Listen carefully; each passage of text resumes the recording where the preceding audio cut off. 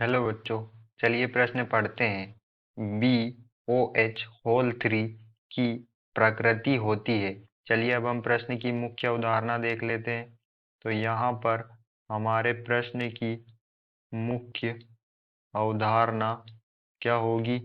जो हमारा B O H whole three होता है, यह हमारा ऑर्थो बोरिक अम्ल होता है। इसे हम ऑर्थो बोरिक अम्ल कहते हैं।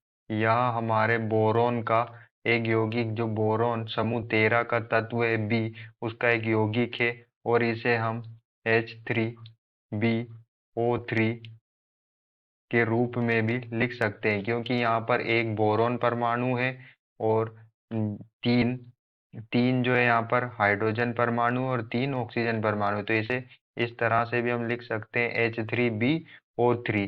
तो जब हम इसकी प्रकृति का पता जल से अभिक्रिया करके हम इसकी प्रकृति का पता लगा सकते हैं। तो जब हम ऑर्थोबोरिक अम्ल H3BO3 की अभिक्रिया जल से कराते हैं, तो जल जल के जो अणु हैं वो H प्लस आयन और OH माइनस आयन में टूटते हैं। तो जब हम यहाँ पर ऑर्थोबोरिक अम्ल, जिसे बोरिक अम्ल भी कहते हैं, बोरिक अम्ल भी हम कहते हैं ऑर्थोबोरिक अम्ल को, की अभिक्रिया जल से कराते हैं, तो ऑर्थोबोरिक अम्ल OH माइनस आयन को ग्रहण कर लेता है और BOH whole 4 minus ion plus H plus ion देता है। तो यहाँ पर हम देख सकते हैं कि यहाँ इसने एक H प्लस आयन, जो अभिक्रिया में हमें एक H प्लस आयन प्राप्त होता है। तो हम H प्लस आयन की आधार पर कह सकते हैं कि जो हमारा ऑर्थोबोरिक अम्ल होता है, ऑर्थोबोरिक अम्ल होता है वो एक क्षारकी अम्ल है। एक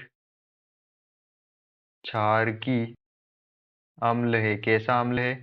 एक क्षारकी अम्ल है, क्योंकि इसमें एक H प्लस आयन मुक्त होता है और यह एक दुर्बल अम्ल दुर्बल दुर्बल क्षारकी अम्ल है। यह एक वीक मोनोबेसिक अम्ल है। तो इसकी प्रकृति कैसी होगी? BOH होल 3 की जो प्रकृति है वो कैसी होगी? क्षारी। यह क्षारी प्रकृति का होगा। यह क्षारी प्रकृति का होगा।